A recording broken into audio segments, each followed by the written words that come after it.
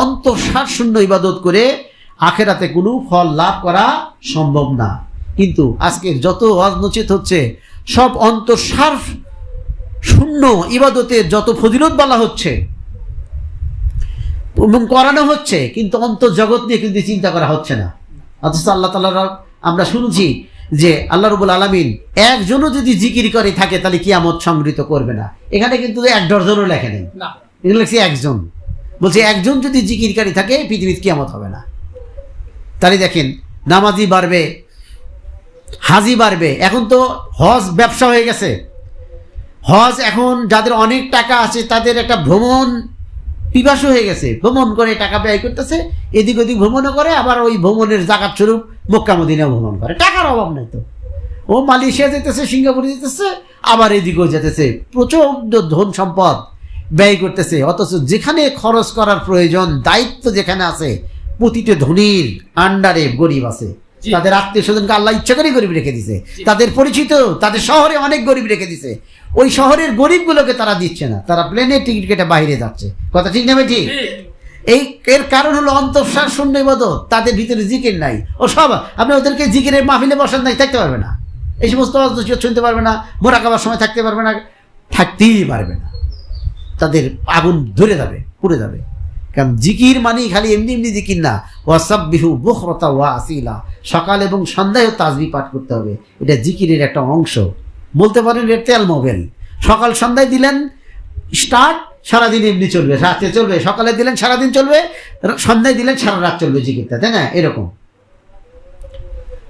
দেখেন পৃথিবীতে মানুষের অসুখী হওয়ার মূল কারণ হলো সে নিজেকে এখনো চেনে না বা জানে না। এই চেনার জন্যে আল্লাহকে চিনলি না নিজেকে চেনা যাবে, বা আল্লাহকে চিনতে হবে, তখন আল্লাহ আপনাকেও আমাকেও চিনে দিবে। নিজের ভিতরে সত্তা আর বাইরের সত্তা মধ্যকার পার্থক্যটা সে বোঝে না। আমরা যে পৃথিবীতে সুখী হই না, আল্লাহ বিযিকরিল্লাহি তাতমাইন্নাল কুলুব, বলা হয়েছে জিকিরই শান্তি। অনেকে কয় কো জিকির তো করি কিন্তু শান্তিতে পাই না। আরে জিকির তো করেন, কিন্তু আপনি তো মন দিয়ে করেন না। আপনি খালি অজিবাটা শেষ করা লাগবে, হুজুরে কইছে তাই অজিবাটা শেষ করেন, তার রাস্তা দিয়ে প্রতিশত শেষ করেন। জিকির তো ইনফিরাদে আমল, এটা মন এবং শব্দ দুইটাই ত্যাগ করতে হবে, তাই না?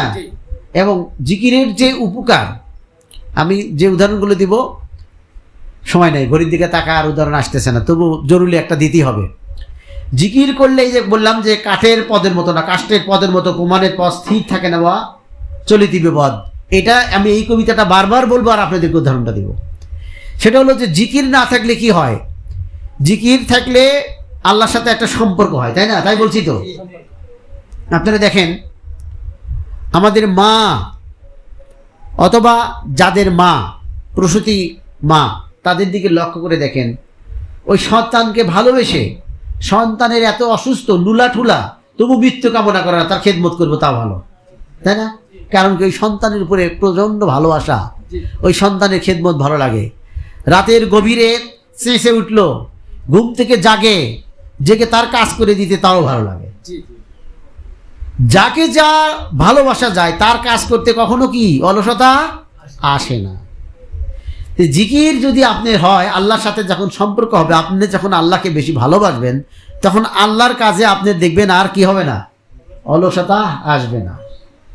আপনি শরীরে পারবে না কিন্তু অলসতা আসবে না, শরীরে পারবে না। এই জন্য সাহাবে কেরাম বলছেন, আমরা যখন ঘুমাই তখনও সওয়াবের আশা করি। কেননা এই ঘুম এই কারণেই আসি যে এই ঘুম থেকে যে শক্তি অর্জন করব, আবারও ঘুম থেকে জেগে আল্লাহ জিকির শুরু করবো, ইবাদত শুরু করবো, নামাজ শুরু করবো, তাই না? অন্য তরিকার আর আমাদের তরিকার মধ্যে পার্থক্য হচ্ছে যে এই তরিকা যদিও শেষে আসছে, কাদরিয়া তিস্তে এগুলো আগে আসছে, আমাদের তরিকাটা পিছিয়ে আসছে। অন্যান্য ধর্মগুলো আগে আসছে, আমাদের নবী পিছিয়ে আসছে, তাই না? কিন্তু শ্রেষ্ঠ কোনটা হয়েছে? আমাদের নবীটা না? তা আমাদের এই তরিকাটার একটা বৈশিষ্ট্য হলো যে সুন্নতের উপর আমল করা। এই জন্য বৈরাগ্য নাই আমাদের তরিকাতে। আপনি নিয়মতান্ত্রিকভাবে এশার নামাজের পরে ঘুমিয়ে যাবেন সুন্নতের নিয়তে, এবং আর একটা ইবাদত করবেন ওই নিয়তে, এটাই ইবাদত। আপনাকে রাত ভরা জেগে আপনার দাঁড়িয়ে থাকা কষ্ট করার দরকার নেই। এরকম আছে তো, কাদরিয়া তরিকার আগের বুজুর্গরা, আমাদের দাদা হুজুরের পীরি আমিনুদ্দিন রহমতুল্লাহ আলাইহি এরকম করতেন যে ঘরের ধর্না, আগে থেকে তো ধর্না ছিল, দুই দিকে দিয়ে দাঁড়ায় জিকির করতো, ঘুম ধরে দেখে পড়ে যায় দেখা। কিন্তু যখন নকশবন্দিয়া তরিকা বায়াত হলেন তখন তাকে বলা হলো এটার আর দরকার নাই। উদ্দেশ্য যখন আল্লাহ পাকে সন্তুষ্টি হবে তখন আপনি এই নিয়মে কাজ করে দিবেন, আপনার ভিতরে কি অবস্থা হবে পরিবর্তন বুঝতে পারবেন, এবং সেটা পরে বুঝতেও পেরেছেন। বলেন সুবহানাল্লাহ। ওদিকে যাচ্ছি না, আমি কিছু কথা বলবো এই জন্য। তো ইবাদত করতে হবে আমাদের নিজের ভিতরে সত্তার বাইরের সত্তার মধ্যে পার্থক্য না জানার কারণে আমরা বুঝি না, ফলে বাইরের মতোই ভিতরের শূন্যতা পূরণে জাগতিক উপায় উপকরণ প্রয়োগ করে সুখী হওয়ার চেষ্টা করি। প্রকৃত সুখ পাওয়ার জন্য আমরা যেটা পূরণ করা দরকার, আত্মার সুখের জন্য যেটা পূরণ করা দরকার, আমরা কি করি, উপকরণটা জাগতিক উপায় উপকরণ ব্যবহার করি আত্মার সুখের জন্য, কিন্তু তাতে কিন্তু হয় না, তাতে হবে না। ওই যে যতক্ষণ আছেন তারপরই শেষ হবে, স্থায়ী হবে না। তো বলতেছে যে ফলে বাহিরের মতোই ভিতরের শূন্যতা পূরণে সে জাগতিক উপায় উপকরণ প্রয়োগ করে সুখী হওয়ার চেষ্টা করতে থাকে, কিন্তু পৃথিবীতে কোনো কিছুই তার শরীরের ভেদ করে মূল সত্তা পর্যন্ত পৌঁছায় না। মূল সত্তার ভিতরের যেটা যে শান্তি, আসল শান্তি যেটা হবে, যেমন বিপদে মরে রক্ষা করো এই নহে মোর প্রার্থনা, বিপদের জন্য কবু না করি ভয়, দুঃখ তাপে ব্যতীত চিনতে নাই বা দিলে সান্ত্বনা, দুঃখী জেনে করিতে পারি জয়। এই কবিতাটা কিন্তু আসলে তাসওয়ুফের কবিতা, মারেফাতের কথা, এটা কোরআনের কথা, হাদিসের কথা। কারণ যখন আপনি জিকিরকারী হব, আমরা যখন জিকিরকারী হব, ইবাদত মানে দোয়া মানে এই না যে আমাদের মাঝে যে বিপদ আসবে এই বিপদগুলো দোয়া করলাম ফু দিয়ে উড়ে চলে গেল, তা না। তাহলে তো পরীক্ষা হলো না, দুনিয়াটাই তো পরীক্ষাগার, তাই না? দুনিয়ায় তো পরীক্ষাগার। কিন্তু জিকির এবং দোয়া আপনি কি করবে, এই বিপদ তরায় দিবে। কোন কিভাবে তরায় দিবে? হয় ওই বিপদই তরায় যাবে, না হলে বিপদ থাকবে কিন্তু আপনার অন্তরে কোনো কষ্ট থাকবে না। বলেন সুবহানাল্লাহ। এরকম মাস্তান হতে চান না? আমরা এরকম কিছু হতে চাই ইনশাআল্লাহ, তাই না? যে আমাদেরকে কোনো কিছু অস্বীকার করতে পারবে না। সাহাবে কেরামকে যখন কোনো কিছু অস্বীকার করতে পারে নাই, আল্লাহর ওলিদেরকে কোনো কিছু অস্বীকার করতে পারে নাই। আপনারা নবীদের জীবন, যেমন বিভিন্ন নবীদের কেচ্ছা জানেন, তারা কি অস্বীকার থাকছে, কত কষ্ট করছে, কিন্তু তাদের ঈমান অটলই থাকছে। আমরা দেখি, সময় নাই, বলা যাচ্ছে না আসলে। তা আমরা কি করতেছি, আমরা দেখি, আমরা শুধু কথার শব্দ শুনি ঠিকই, কিন্তু কথার অনুভূতি ভিতরে বার্তাটা আমরা ধরে রাখতে পারি না বা ভিতরে যাচ্ছে না। এটার কারণ হলো জিকির না থাকলে। মেমোরি যদি নষ্ট হয়, ওই মেমোরিতে গান তোলা যায় না, কথা তোলা যায় না, আছে না কথা? জিকির যদি করি তাহলে কোরআনের কথা, কোরআনের বাক্যগুলো আমাদের অনুভূতির ভিতরে প্রবেশ করবে। তখন আমরা আল্লাহ পাকের নিয়ম, আল্লাহ পাকের হুকুমগুলো মানা আমাদের জন্য কি হবে, সহজ হবে। আর এই সহজ হবে না বলেই শুআবুল ঈমান বাইহাকি শরীফের একটা হাদিস আছে, যা আলেমগণ হবে আখিরি জামানার আলেমগণ হবে আকাশের নিচে জমিনের উপরে সবচেয়ে নিকৃষ্ট। বলেন নাউযুবিল্লাহ। কারণ তাদের মধ্যে থেকে দিন সম্পর্কে ফিতনা প্রকাশ পাবে, তাদের মধ্যে থেকে দিন সম্পর্কে ফিতনা প্রকাশ পাবে, হ্যাঁ, অথবা সেই ফিতনা তাদেরকে দিকি প্রত্যাবর্তন করবে। এই জন্য ওয়ালা তুতিমান আগফাল্লা কলবাহু আন যিকরিনা, যাদের অন্তরে জিকির নাই তাদের কথা আমাদের শুনতে আল্লাহ নিষিদ্ধ করেছেন কোরআনে বলছেন, যাদের অন্তরে আল্লাহ জিকির নেই তোমরা তাদের কথা কি করো না, শুনো না। জিকির যারা করবে না তাদের কথা শুনলে আমরা ফিতনায় পড়ে যাব, কিতে কি করবো, শেষে বলবো তাই কিতে কি করি, এরকম হয়ে যাবে। একদিকে মুস্তামি হয়ে আসবে। দেখেন আগের যুগের আলেম আর এখনকার আলেমের আপনারাই পার্থক্য করতে পারবেন। ওই জন্য বিখ্যাত আল্লাহর ওলি এবং আলেম হযরত আবু হাজেম রহমতুল্লাহ আলাইহির কাছে একদিন বাচ্চা সুলাইমান গেছিলেন দোয়া নেওয়ার জন্য। একটা সময়ে একটা কারণে আবু হাজেম রহমতুল্লাহ আলাইহিকে বাচ্চা সুলাইমান ইবনে আবু আব্দুল মালেক, আবু আব্দুল মালেক ইবনে হাজেম রহমতুল্লাহ আলাইহির কাছে বললেন যে হযরত আমার জন্য একটু দোয়া করে দেন, দোয়া করেন। তখন সঙ্গে সঙ্গে তিনি দোয়া করলেন এই ভাষায়, হে আল্লাহ, সুলেমান যদি আপনার প্রিয় হয়ে থাকে তবে কল্যাণকর সব বিষয় তার জন্য সহজ করে দিন। উনি দোয়া করতেছেন, আল্লাহর প্রকৃত আলেম, প্রকৃত আল্লাহর ওলিদের দোয়া কিরকম, বলতেছে হে আল্লাহ, সুলেমান যদি আপনার নিকট প্রিয় হয়ে থাকে তবে কল্যাণকর সব বিষয় তার জন্য সহজ করে দিন। আর যদি তিনি আপনার অবাধ্য হয়ে থাকেন তাহলে তার মাথার চুল ধরে ভালো কাজের দিকে নিয়ে আসুন। দোয়াটা ভালো না? বলেন আমিন, আল্লাহ আমরাও আল্লাহর কাছে তাই চাই, কি বলেন তাই না? যে আমরাও চাই যে আল্লাহ, হ্যাঁ আমরা যদি আপনার প্রিয় হওয়ার চেষ্টা করে চলে যাচ্ছি, যদি হয়ে থাকি, তাহলে আমাদের সমস্ত সাধারণ জায়েজি কাজগুলো সহজ করে দিন, বলেন আমিন আল্লাহ। আর যদি এখনো আপনার অবদ্ধ থাকি, দয়া করে আপনি আমাদের চুল ধরে আমাদের সকলকেই ভালো পথে, সিরাতুল মুস্তাকিমের পথে, মসজিদের পথে নিয়ে আসুন। সবাই বলুন আমিন আল্লাহ। তাহলে দেখেন এটাও দোয়া। আর এখনকার আলেম হলে কি বলতো, বাদশাহ এসে বলছে সবসময় বলতা যতক্ষণ পর্যন্ত এই দেশের সংসদ আছে, সংসদে সেই জন্য সবসময় পাঠ করে যায়। মুখ দিয়ে তো এই দোয়াটা আগে আসতো। বাদশাহ যেহেতু বাদশাহ কাছে আর কি পার্থক্য হলো জিকির না থাকা, আল্লাহর স্মরণ নাই তো, স্মরণ নাই তো, কোনটা তার মঙ্গল আর কোনটা তার অমঙ্গল এটা বুঝতেছে না তো। বাচ্চা সুলেমানের যেটা মঙ্গল হবে সেটা হলো সে যদি আল্লাহর সন্তুষ্টি নিয়ে পৃথিবী থেকে বিদায় হয়, অনন্ত জীবন সে সুখে থাকবে। সে তো দোয়া চাইছে। দোয়া শব্দের অর্থ কি? মঙ্গল কামনা। তাহলে আমি মঙ্গল কামনা চাইলাম আর আমার অমঙ্গল কামনা করলেন। আমার চাইলেন আপনি 10 বিঘা সম্পত্তি, তাহলে কি আমার দোয়া করলেন নাকি আমাকে বদ্দা দিলেন? তো বদ্দা দিলেন। কিন্তু জ্ঞানী ব্যক্তি কি কখনো কারো বদ্দা দিতে পারে? জ্ঞানীরা কখনো কাউকে বদ্দা দিতে পারে না। আর জ্ঞানী কারা? যারা জিকিরকারী তারাই জ্ঞানী। স্পষ্ট কথা, জ্ঞানী কারা? যারা জিকিরকারী তারাই জ্ঞানী। তাহলে দেখেন আজকে আমাদের কি অবস্থা হয়েছে। অনেকে আমার কাছে রিপোর্ট করে, কথা বলে যে মসজিদে যারা একটু বেশি টাকা দিচ্ছে সে এমনভাবে দোয়া করতেছে যে আমাদের সুন্নত পড়ার টাইম থাকতেছে না, বা সুন্নত সবকিছু পড়লে দোয়াই শেষ হচ্ছে না। অথচ মাসলা কি? মাসলাতে কি আসছে? যে নামাজের পরে সুন্নতে মুআক্কাদা থাকবে সেই নামাজের সংক্ষিপ্ত মোনাজাত, আল্লাহুম্মা আনতা সালাম ওয়া মিনকা সালাম তাবারাকতা ইয়া জাল জালালি ওয়াল ইকরাম, এই দোয়া না, এইটুকু পরিমাণ সময়ে যে কোনো দোয়া পাঠ করা যেতে পারে। পরিমাণ হলো এটা। আমাদের শায়েখগণ এটা করছেন তাই আমরা এটা করি, ঠিক আছে, কিন্তু পরিমাণ এটা, মাসলা বুঝতে হবে, পরিমাণ এটা। এর মধ্যে যা খুশি চান তাড়াতাড়ি আপনি সুন্নত পড়েন, সুন্নতে মুআক্কাদাটা পড়েন, কিন্তু প্রচলিত হয়ে গেছে, তাই না? যে সাহাবে কেরামদের ছিল, তারা স্থানীয় সংস্কৃতিতে তারা কখনো জড়তো না, প্রচলিত নিয়মের কাছে তারা বিগলিত হতো না, সেই প্রভাবে তারা প্রভাবিত হতো না। এই প্রভাবিত না হওয়াটা কি বলা হয়? ফানা।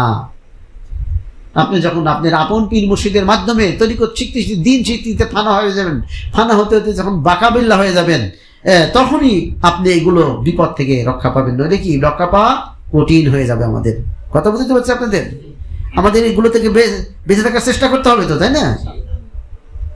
সময় ফুরে গেল। আসলে আমি জিকিরের ব্যাপারটা আবারও শুধু এতটুকুই বলি যে আবারও মনে করে দিচ্ছি যে জিকরান কাসিরা, কোনো ইবাদত বেশি বেশি করতে বলে নাই, শুধুমাত্র জিকিরটাই বেশি করতে বলছে। পিয়ারের সম্মানিত উপস্থিতি নারী এবং পুরুষ, আল্লাহ পাকের বান্দা এবং বান্দিগণ, আপনাদেরকে বলতেছি বেশি বেশি জিকির করুন। আর আখিরি জামানা এমন ফিতনা হবে জিকির ঠেকানোর জন্য, এমন একটা যন্ত্র আসছে মোবাইল। এই মোবাইলে গান শোনা যায়, ওয়াজ শোনা যায়, এই মোবাইলে প্রিয়জনদের সাথে কথা বলা যায়, খালি জিকিরের টাইম বাজাতে নষ্ট হয়ে যায়।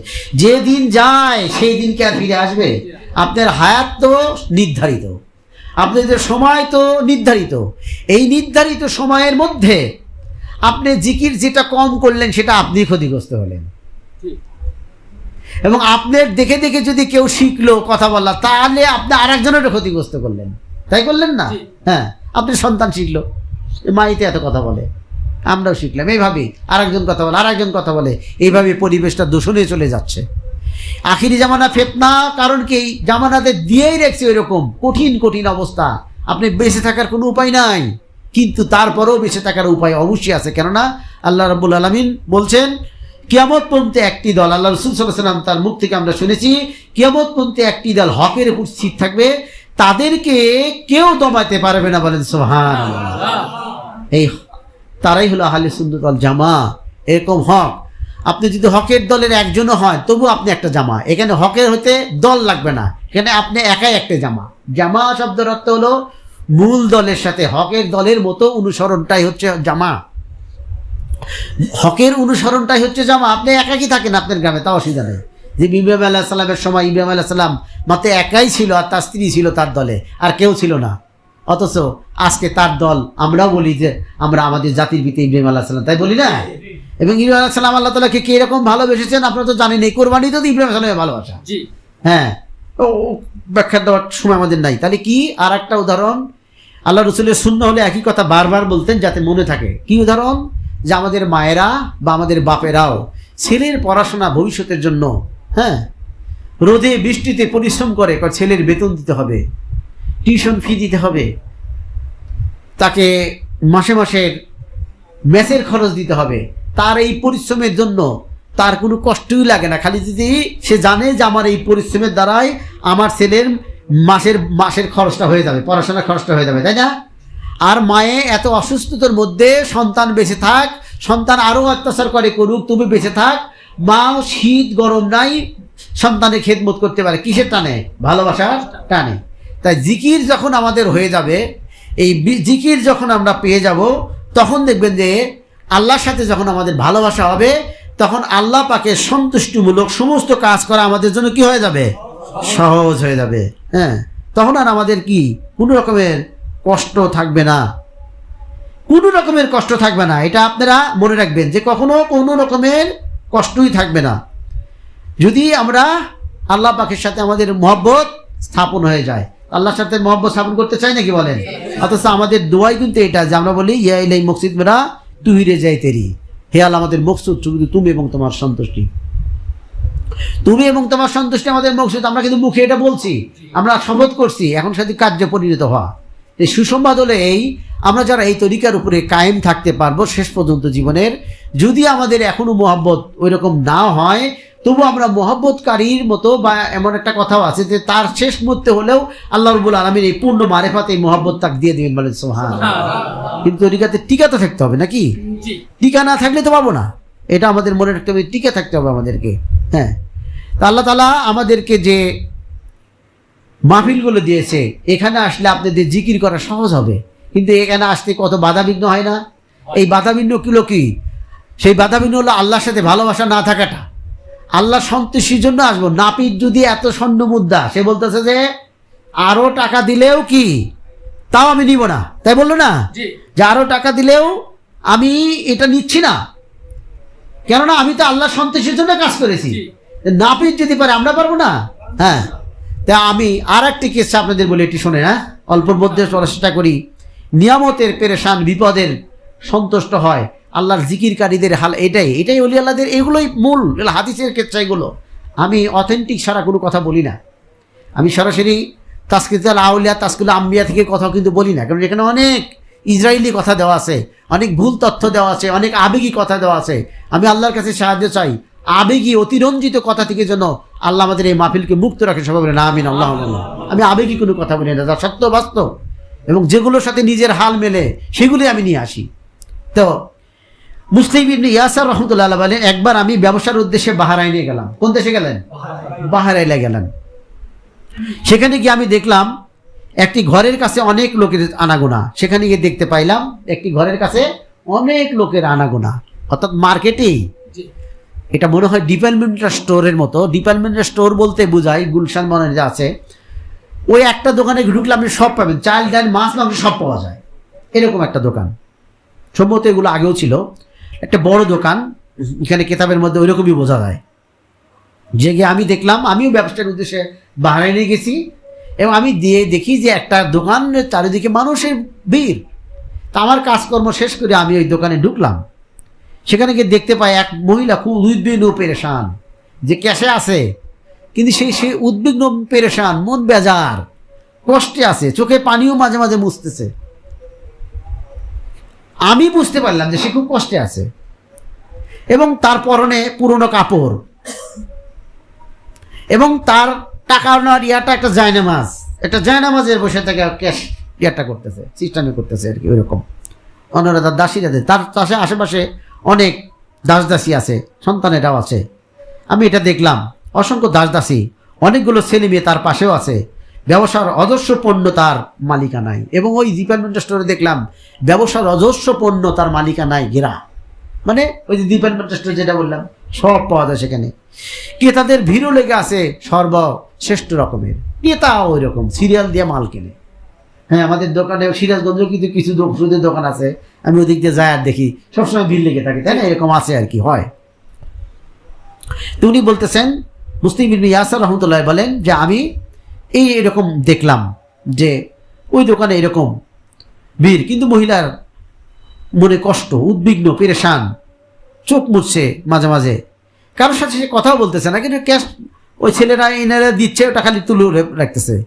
বিদ্যুমের চোখে মুখে কষ্টের ছাপ দেখে আমি আশ্চর্যিত হয়ে গেলাম, এত বেচা কেনা, অথচ এরকম সে করে কেন। আমি সেখান থেকে ফিরে এলাম, আমার ব্যবসায়িক কাজ শেষ করে কৌতূহলবশত পুনরায় আবার গেলাম, এবং আমি সেখান থেকে ওই মুহূর্তে চলে আসলাম। আমার কিছু ব্যবসায়িক যে কাজকর্ম ছিল এগুলো শেষ করে আমার যে একটা কৌতূহল, এই কৌতূহলের জন্য আমি আবারও গেলাম, গিয়ে ওই মহিলার কাছাকাছি গেলাম।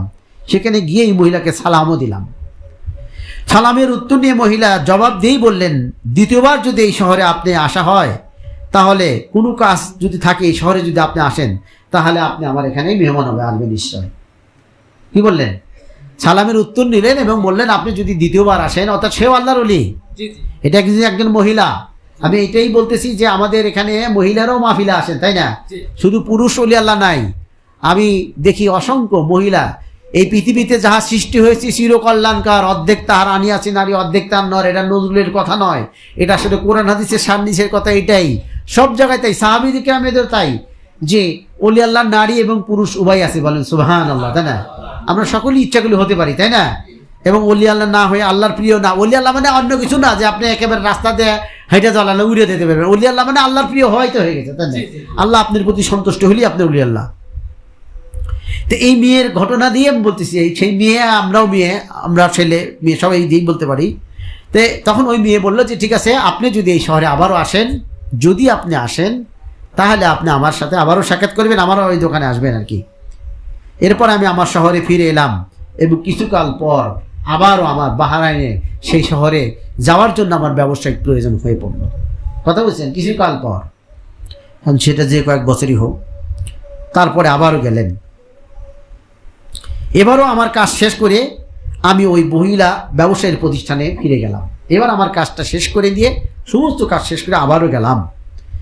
কিন্তু গিয়ে দেখি সেই রুমের দরজা বন্ধ, ওখানে মানুষের ভিড়ও নেই, না আছে কেন ব্যবসায়িক পণ্য, না দাস দাসীদের আধিক্য নাই, তেমন কিছু দেখতেছি না। দরজাও একেবারে তালা মারা না, কিন্তু বন্ধ, কিন্তু আর মানুষ নাই, ভিড় নাই। এটা ব্যাপার না এটা? যেহেতু ওই নারী তাকে বলছিল যে আবার আসলে দেখা করেন, এই জন্য ওই মহিলার যেহেতু বলছিল, এই কারণে সে ঠকালেন, কোরআন আনলেন এবং খুলেও দিলেন। পুনরায় ওখানে যেন গেলেন, কিন্তু যে দেখেন ভিড় নাই, এনে খুলে দিলেন।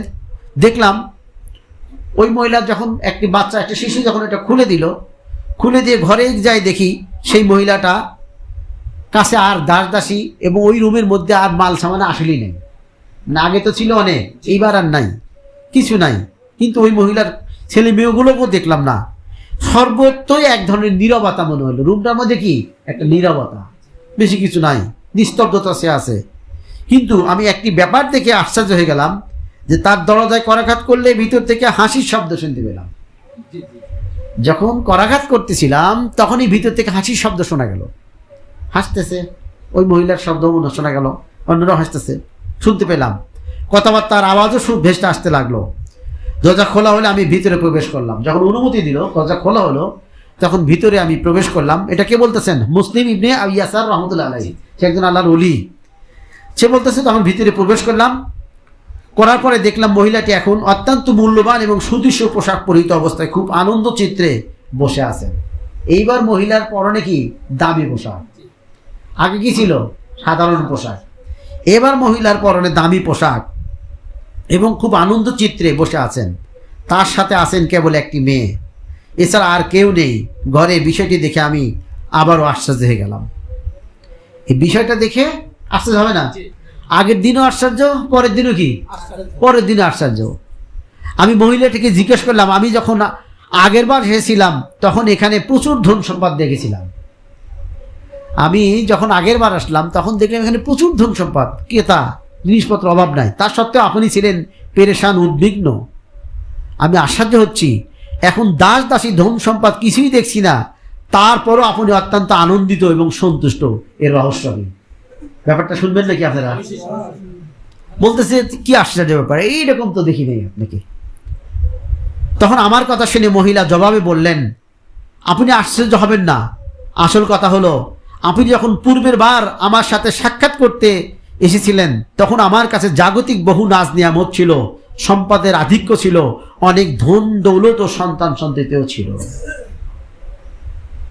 এবং আমার অন্তর্দৃষ্টি দেওয়া আমি বুঝতে পারছিলাম যে আপনি একটা কৌতূহলী মানুষ, আপনারও জ্ঞানের দরকার, ইসলামী জ্ঞানের দরকার। তা আমি আপনাকে আসতেও বলছিলাম। হ্যাঁ, ওই অবস্থায় আমি এই ব্যাপারে ভীতু ছিলাম যে হয়তো আমার মহান প্রতিপালক আমার উপর অসন্তুষ্ট, কারণ এটা কিতাবের মধ্যে, কোরআনের মধ্যে পাতায় পাতায় লেখা আছে। আয়াতগুলো নোট করলে, কোট করলে বললে আমি কথাই বলতে পারবো না, আয়াত শেষ করে দেবো, সময় শেষ, আপনাদের তত সময় নেই। আমি কোরআন থেকে বের করবো সব কথা, এগুলো অন্য কোথাও যাওয়া লাগবে না। তো বলতেছে যে আমি ভীতু পেরেশান ছিলাম যে হয়তো আমার মহান প্রতিপালক আমার উপর অসন্তুষ্ট, আর এই কারণেই আমার গুনাহ, আমার কোনো বিপদ আপদ ও পেরেশানি আসতেছে না। বলে আমি আল্লাহর এত জিকির করি, এত ইবাদত বন্দেগী করি, ঠিক আছে, কিন্তু আমার প্রতি কোনো পেরেশান নাই, বিপদ আপদ নাই, কষ্ট নাই, খালি নিয়ামত নিয়ামত আর নিয়ামত। কিন্তু আল্লাহতে বলছে আমি যাকে ভালোবাসি তাকে আমি পেরেশানের মধ্যে ফেলাই, মুসিবতে ফেলাই, বিপদের মধ্যে ফেলাই, কিন্তু আমার সেটা কই? সেটা তো আমার কাছে নাই। আমি তো সবই করি, নিয়মিত জিকির করি, ওজিফা করি, নামাজ পড়ি, সবই করি, কিন্তু আমার পেরেশান কই? এটা তো নাই। যার কারণে আমি দামি পোশাক পরতে সাহস পাই নাই, উদ্বিগ্ন থাকতাম, অসন্তুষ্ট হয়ে, যে আমি তো প্রকৃত আল্লাহ পাককে সন্তুষ্ট করার জন্য যে পৃথিবীতে আগমন, জীবনের উদ্দেশ্যই তো আল্লাহ সন্তুষ্টি অর্জন করা। ওমা খালাকতুল জিন্না ইল্লা লিয়াবুদুন, এটার ব্যাখ্যা তো অন্যরকম। ইবাদত মানে কি আল্লাহ সন্তুষ্টি? এটা যদি বলা যায় যে মানুষকে সৃষ্টিত করা হয়েছে তারা এমন কাজ করবে যেন আল্লাহ সন্তুষ্ট হয়, কি বলেন, তাই না? সেটা আমার কই? আমি এই কারণেই আমার পেরেশানি ছিলাম। আমি যদি আল্লাহর প্রিয়ভাজন হতাম তাহলে নিশ্চয় তিনি আমাকে বিভিন্ন পরীক্ষায় ও বালা মুসিবতে লিপ্ত রাখতেন। সেই সময় এই ভাবনায় আমি উদ্বিগ্ন ছিলাম, পেরেশান ছিলাম। তখন আমার আনুগত্য ছিল, ইবাদত ছিল, সবই নিয়মতান্ত্রিকভাবেই চলতো, কিন্তু আমার এটাগুলো আল্লাহর দরবারে কবুল হচ্ছে কি হচ্ছে না, আমার ইবাদত ভালো হচ্ছে কি হচ্ছে না, আমি তো এটা বুঝতেছিলাম না। যার কারণে আমি একটা পেরেশানির মধ্যে ছিলাম, কোরআনের সাথে হাদিসের সাথে আমার মিলতেছে না, পেরেশানি ছিলাম। কিন্তু এরপর আমার ধন সম্পদ, সন্তান সন্ততির উপর যখন অনবরত বিপদ আসতে লাগলো, এরপরে যখন আমার ধন সম্পদ, সন্তান সন্ততির উপর অনবরত একের পর এক বিপদ আসতে থাকলো, আসতে লাগলো, বিনষ্ট হয়ে গেল। আমার সমুদায় সম্পত্তি, আমার সকল ছেলে মেয়ে একে একে মারা গেল, দাস দাসীরা সবাই যখন চলে গেল, আমার জাগতিক সমুদায় নিয়ামত আমার কাছ থেকে ছিনিয়ে নেওয়া হলো। এখন আমি ভীষণ খুশি, বলেন সুবহানাল্লাহ। ওই নারী বলতেছে এখন আমি ভীষণ খুশি, কারণ আমার মহান প্রতিপালক আমার উপর নিশ্চয় সন্তুষ্ট হয়েছেন। তাই আমি আপনাকে তিনি আমাকে বিভিন্নভাবে পরীক্ষা করে যাচ্ছেন। অর্থাৎ পৃথিবীর জীবনটাই তো পরীক্ষার জায়গা, নাকি? পৃথিবীর জীবনটা কি পরীক্ষার জায়গা? আমরা একটা কথা বলি যে পাতিলি তো একটা ঘর্ষণ লাগবেই একসাথে বসবাস করতে গেলে। পৃথিবীতে বেঁচে থাকতে গেলে পরিবার হোক আর প্রতিবেশী হোক আর দেশ হোক, ঘর্ষণ, মারামারি, কাটাকাটি এগুলো আল্লাহর থেকেই হয়। লা হাওলা ওয়ালা কুওয়াতা ইল্লা বিল্লাহ। একত্ববাদের যখন এলেম আমরা পাবো, যখন আমরা তৌহিদের সত্যিকারী জ্ঞানী হব, যখন আমরা আমরা তওবা করার সময় বলছি আমি তওবা করেছি জলি হইতে শিরকে খফি হইতে শিরকে আকফা হইতে, যখন আমরা শিরকে আকফা থেকে অতিক্রম করব তখন আমরা তাওহীদবাদী হয়ে যাব। তখন আমরা দেখব যে আল্লাহ তাআলার ইচ্ছার বাইরে কিছু হচ্ছে না। তো এই যে আমাদের একের সাথে আরেকজনের ঘর্ষণ ইত্যাদি ইত্যাদি যা হচ্ছে, এগুলো তো আল্লাহর পরীক্ষা। আমাদের মুসিবত, এটা আমাদের আল্লাহর পরীক্ষা। অর্থনৈতিক দণ্ড, এটা আল্লাহর পরীক্ষা। শারীরিক বালা মুসিবত, এটা আল্লাহর পরীক্ষা। যখন আল্লাহর পরীক্ষা হিসেবে নিব এবং আল্লাহর কাছেই প্রথমে সাহায্য চাবো, এবং কি করব? আল্লাহর কাছে সাহায্য চাবো এবং আল্লাহর দেখানো পথ, আল্লাহ তো পথ দেখাইছে রসুল দিয়ে, নাকি? আল্লাহর দেখানো পথ দিয়ে যখন চলবো, ওটাই হচ্ছে আমাদের কামিয়াবি বা সফলতা। কথা বুঝছেন? তো ওই মহিলা বলতেছে যে কারণ আমার মহান প্রতিপালক আমার উপর অসন্তুষ্ট কিনা আমি এই ভয়ে তখন কষ্টে ছিলাম, কিন্তু যখন দেখলাম যে আমার সব কিছু কেড়ে নিচ্ছে আমি এখন ভীষণ খুশি, কারণ আমার মহান প্রতিপালক আমার উপর সন্তুষ্ট। তাই তিনি আমাকে বিভিন্নভাবে পরীক্ষা করে যাচ্ছেন। এই অবস্থায় নিজেকে অনেক আমি ভাগ্যবান মনে করছি, আর এই কারণেই এখানে উন্নত পোশাক পরিহিত অবস্থায় আমি বসে আছি। বলেন সুবহানাল্লাহ। এখন আমি উন্নত পোশাক পরছি এই কারণে যে আমি বুঝতে পারছি। এখন এখানে একটা কথা আছে, সেটা হলো আমরা অনেকে মনে করি যে আল্লাহ আমাদের অনেক কিছু দিয়েছেন, আল্লাহ আমাকে খুব ভালোবাসেন। না, ভালোবাসার প্রমাণ হলো আল্লাহ আপনাকে অনেক কিছু দিয়েছেন, কিন্তু আপনি আবার আল্লাহর আনুগত্য করেন, নামাজ যত টাইমে করেন, সব কিছু করেন, নিয়ম শরীয়তের নিয়মে চলেন। জিকিরের একটি কথা হলো সমস্ত কাজ শরীয়ত সম্মত হওয়াটাও জিকির, কিন্তু এই জিকির দিয়ে আল্লাহর প্রেম লাভ হবে না। জিকির রং কাসিরা, যেটা বেশি বেশি জিকির করলে খালি এইটা না, এরপরেও কিছু হবে, সেটাই হলো এটা হওয়া। কথা হচ্ছেন? আরো উচ্চ পদ, আমাদের তরিকাটা আরো উচ্চ পদের তরিকা। তাহলে কি হবে যে আমাকে আল্লাহ ভালোবেসেছেন? না, এটা ভালোবাসা না। প্রমাণ হলো আপনি এর মধ্যেও আপনি আল্লাহ পাকের নিয়ম অনুযায়ী চলতে পারতেছেন, তাহলেই বুঝবেন যে আল্লাহ ভালোবাসতেছে। তবে আবার এইগুলো খরচ করতে পারতেছেন কিনা আল্লাহর নিয়ম অনুযায়ী, এটাও বুঝতে হবে। যদি দেখেন যে আপনাকে আল্লাহ নিয়ামত দিচ্ছে, কিন্তু আল্লাহর নিয়ামতটা খরচটা আপনার ওই নিয়মে হচ্ছে না, তাহলে বুঝবেন যে এটাও একটা আপনাকে ধন দিয়ে আপনাকে পরীক্ষা করতেছে, আপনাকে ধন দিয়ে পরীক্ষা করতেছে, আপনি ঠকে যেতেছেন। যদি ইবাদত বন্দেগী ঠিক মতো করা হয়, যে কোনো পরীক্ষায় যদি বিপদের মধ্যে বিপদ আপদ কষ্টের মধ্যে যদি ইবাদত বন্দেগী ঠিক মতো করা যায়, তাহলে বুঝতে হবে যে আল্লাহর নিয়ামতের মধ্যে আছে। বিপদটাও আমার জন্য কি নিয়ামত, হ্যাঁ, আমি ভালোর মধ্যে আছি। আর ধন সম্পদ সুখ শান্তি সবই যদি থাকে, আর যদি আল্লাহর নিয়মে চলতে না পারি, বুঝতে হবে যে এটা কি, এটা সুখের আকারে, সুখের খাঁচায়, এটা হলো আসলে গজব বলে, নাউজুবিল্লাহ। হ্যাঁ, এটার পর্দাটা সুখ, এটার পর্দাটা চাকচক্য, কিন্তু আসলে এটা কি গজব, আমার উপর গজব, আমার নফসের অন্ধকারে আমি পড়ে গেছি, আমি সিরাতুল মুস্তাকিমের পথে থাকতে পারতেছি না। এই জন্য বলি, ইহদিনাস সিরাতুল মুস্তাকিম সিরাতাল্লাযীনা আন'আমতা আলাইহিম, আমাকে সেই পথে পরিচালিত করুন যে পথে আপনার প্রিয়জনরা গেছে, তাই না? পথ এমনি হলে হবে না, এখন প্রিয়জনরা, আল্লাহ রাসূলরা কি পথে গেছে, সাহাবেরা কি পথে গেছে, আল্লাহর ওলিরা কোন পথে গেছে, সেই পথ আমাদের দেখতে হবে। এখন এই কথা আব্দুল্লাহ ইবনে উমর রাহমাতুল্লাহ আলাইহি সেখান থেকে চলে আসলো। এই কাহিনী হওয়ার পরে সে আবার দেশে চলে আসলো। এসে সেরে হযরত আব্দুল্লাহ ইবনে উমর রাদিয়াল্লাহু আনহুর কাছে গেলেন। এইবার কিন্তু একজন সাহাবীর কাছে আসলেন। হযরত আব্দুল্লাহ ইবনে উমর, এই জন্য বললাম আমি এমনি এক কেচ্ছা বলি না, বানানো কেচ্ছা বা আবেগের কেচ্ছা আমি কখনোই বলি না, আমার সবগুলো দলিল আছে এই কথাগুলো। তখন আমি কি করলো, মুসলিম ইবনে ইয়াসার রাহমাতুল্লাহ, তিনি ছিলেন তাবি, তিনি একজন সাহাবীর কাছে চলে গেলেন, আব্দুল্লাহ ইবনে উমর রাদিয়াল্লাহু আনহুর কাছে, যে ওই মহিলার ব্যাপারটি বললেন। উনি বললেন যে আমার আত্মার মধ্যে ভালো লাগতেছিল না, প্রত্যেকটা মানুষই একজন না একজনের অনুসরণ করতো, যেত। তো উনি আমার শায়েখ, আমি যার কাছ থেকে দিন শিখতাম তার কাছে চলে গেলাম। তার কাছে যে তাকে বললাম যে আমি তো এই এক কাহিনী দেখে আসলাম, বাহরাইনে এক মহিলার অবস্থা দেখে আসলাম। তখন তিনি বললেন, আব্দুল্লাহ ইবনে উমর বললেন, ওই মহিলার অবস্থা হচ্ছে হযরত আইয়ুব আলাইহিস সালামের মধ্যে। বলেন সুবহানাল্লাহ। কামালাতুন নবুওয়াত, নবুওয়াতের কামালতের সাথে বেলায়েতের তুলনা করছে মুজাল বেচানি, যে এই জন্য কিছুই না, ধুলাবালি খেলার মতো, তাই না?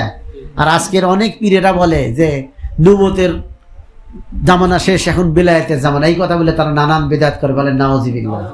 বেলায়েত তুই তো বুঝি না, বেলায়েত হলো আল্লাহর নৈকট্য, বেলায়েত হলো আল্লাহর নৈকট্য। নৈকট্য লাভ করছে এই যে আজকে তিনজনের কথা বললাম, নাফিদের কথা বললাম, আবু তুরাব রাহমাতুল্লাহের কথা বললাম, আর এই মহিলার কথা বলতেছে। এরা হলো কি আকরাবিয়াত, এরা আল্লাহর নৈকট্য লাভ করেছে, কথা বুঝছেন? এদের হাল হলো এটা। আর এখনকার বেলায়েত আলাদের হাল কি সেটা হয়? অথচ তারা নবুয়তের কি অস্বীকার করে, এরকম কথা আমার কানে আসছে। এই এলাকার অনেক পীর মুরিদেরা আমাকে সে বলে যে এখন তো নবুয়তের কাল নাই, এখন তো বেলায়েতের কাল, আপনি কেন নামাজ কালাম ইত্যাদি, মানে আমাকে আলাদা বোঝানোর চেষ্টা করে, মানে আমার মধ্যে মারিফাত নেই, কথা বুঝছেন? এটাই বুঝাতে চাই যে আপনার মারিফাত তো চোখে পড়ে না। আরে গাধা, মারিফাত মানে তো আল্লাহর পরিচয়, আল্লাহর পরিচয় না করলে কি এখানে পড়ে থাকি আমরা? আল্লাহর পরিচয় তো অন্য জিনিস, তাই না? আল্লাহর পরিচয় কি আল্লাহ রাসূলের থেকে বেশি পাইছে? যাকে স্বয়ং মিরাজে নিয়ে গেছে তার চেয়ে আর কি বেশি পাইছে? তাহলে তার জীবন কিভাবে চলতে সেইভাবে চলাই তো আল্লাহ মারিফাত, তাকে বলে, তাই না? আর সেই মারিফাত না পেলে তো সে পথে চলাও যাবে না, চলাও যাবে না। এখন শোনেন আব্দুল্লাহ ওমর কি বললেন। আব্দুল্লাহ ওমর বললেন, ওই মহিলার কথা শুনে বলেন হাই, উনি আফসোস করে বলেন হাই, ওই মহিলার অবস্থা হচ্ছে আইয়ুব আলাইহিস সালামের মতো। আইয়ুব আলাইহিস সালামের কথা শোনেন নাই? কুষ্ঠ রোগে ভুগছে, কিন্তু কোনো সময় কি অসন্তুষ্ট হয়েছে? বংশে এমন কথা আছে যে পোকাগুলো পড়ে গেছে, আহারে পোকাটা কষ্ট হইতেছে, আমাকে যেহেতু পোকা খাই সুখে আছে, আল্লাহ যখন এটাই সন্তুষ্ট তাহলে এটাই হোক, পোকা আবার খাইবো কেন? কিন্তু ওখানেও দোষ দেওয়া হয়েছিল যে তুমি ইচ্ছা করে তুললা কেন? ওই পোকা যে ইচ্ছা করে তুলছে ওই কামড়টা আরো বেশি কষ্ট হয়েছিল। আসলে ইচ্ছা করে কিছুই করা যাবে না। নিয়ম হলো এটাই, আল্লাহর যা ইচ্ছা হয় তাই হবে। সব ব্যাপারই আমরা সন্তুষ্ট, খেয়েও সন্তুষ্ট, না খেয়েও সন্তুষ্ট, অনেক ধন সম্পদ থাকলেও সন্তুষ্ট, যেদিন থাকবে না সেই দিনও সন্তুষ্ট। কি বলেন? অনুশীলন করতে হবে, ধর্মীয় চর্চা করতে হবে এরকম ভাবে। এরপরে বলতেছেন, উনি উদাহরণ দিলেন আব্দুল ওমর রাদিয়াল্লাহু তাআলা আনহু, তিনি ওনাকে বলতেছেন যে হাই, উনার অবস্থা হলো আইয়ুব আলাইহিস সালামের মতো। আর সময় ফুরিয়ে গেছে আসলে কথা বলাছে। আর আমি সেটা ঠিক ওই রকমই, যে ইনি বলতেছে যে আমার অবস্থা, ওই সাহাবী নিজেকে নিজে ধিক্কার দিয়ে বলতেছে, আব্দুল্লাহ ওমর ধিক্কার দিয়ে বলতেছে, এবং ওই ধিক্কারটা আমাদের মধ্যে আছে, আমার মধ্যে তো আছেই শিওর, আপনাদের মধ্যে না থাকলেও। সেটা হলো কি, আর আমার অবস্থা হচ্ছে এমন যে একবার আমার চাদর ছিঁড়ে গেলে আমি সেটা ঠিক করাই, এমনকি সেটা আমার মন মতো ঠিক না হলে এ ব্যাপারে সারাদিন আমাকে ভীষণ উদ্বিগ্ন ভুগতে হয়। মনের মতো হলো না, আবার খোলো, আবার ঠিক করো, আবার খোলো, আবার ঠিক করো, তাই না? আব্দুল ওমর বলতেছেন যে ওই মহিলার অবস্থা আইয়ুব আলাইহিস সালামের মতো, আর আমার অবস্থা ভুগতে হয়। আমি প্রায় একটি কথা এই জন্যই তো বলি যে সাধারণ মানুষ যেসব বিষয় নিয়ে উৎসুক হয়ে আছে, প্রকৃতি ইমানদারগণ সেই সব বিষয় আগে কি ত্যাগ করে বসে আছে। পরিশেষে আর একটি কথা উদাহরণ দিচ্ছি, আহমদ ইবনে হাম্বল রাহমাতুল্লাহ আলাইহির কথা কে না জানি। তার মজলিসে যখন বেশি লোক হয়েছিল, একবার বেশি না 30-35 জন মতো বেশি, জ্বর এসে গেছে, গিয়ে শুয়ে পড়েছে। তার চাচা তাকে খুব ভালোবাসতো, রসুলের চাচা যেমন ভালোবাসতো, ওনার চাচা ওনাকে ভালোবাসতো। ভাতিজা, তোমার কি হয়েছে, হঠাৎ তুমি এমন করতেছো, গায়ে হাত দিয়ে দেখি তোমার তো জ্বর এসে গেছে ভাতিজা। তখন ওই চাচা ছিল তার বন্ধুর মতো, বন্ধুই আর কি। বলতে, চাচা যান, আমি বড় উদ্বিগ্ন, আজকে আমার মজলিসে অনেক লোক আসছিল, অনেক 30-35 জন, অনেক বেশি লোক আসছিল। আসলে কি আমি হক প্রচার করি, নাকি আমার কথার মধ্যে শয়তান মিশ্রিত কথা বলতেছে, যার কারণে এত লোক এখানে সমবেত হচ্ছে? আমি ভয়ে পেরেশানিতে আছি। আল্লাহ তো বলছে, হয় চুপ থাকো, নইলে ভালো কথা বলো। ভালো কথা শোনার যোগ্যতাকে এত মানুষের আছে? চাচা যান, আমি এই জন্য পেরেশান, আমার জ্বর এসে গেছে। আজকের আলেম ওলামাদের কি অবস্থা? এই কত লোকের মধ্যে আমার ডেকে নিয়ে আসছেন, কথাই বলবে না, বলবে কি অবস্থা আমাদের? আর আমরা কিভাবে হক গুনি? এখানে যেহেতু অনেক লোক, তাহলে ওটাই হক। যারা দল চেনে তারা হক চেনে না, যারা হক চেনে তারা দল বোঝে না। হক তো আলাদা। হ্যাঁ, এই জন্য আমাদের বুঝতে হবে এই তরিকা, এই মুজাদ্দাদিয়া, এটা এমন একটা তরিকা, এটা আমি বুঝতেই পারি না যে কেন আমরা পাইছি। তখন আমি একটা আবিষ্কার করি, সেটা হলো আল্লাহ যদি কাউকে দেয় সেটা কোনো কিছু কারণ লাগে না। কি বলেন, তাই না? তা আল্লাহ তাআলা আমাদেরকে দিয়েছে, সময় অনেক পার হয়ে গেল। আল্লাহ আমাদের সকলকে যেন এই তরিকার শেষ পর্যন্ত, আমাদের জীবনের শেষ পর্যন্ত রাখে, বলে আমিন। আল্লাহুম্মা আমিন।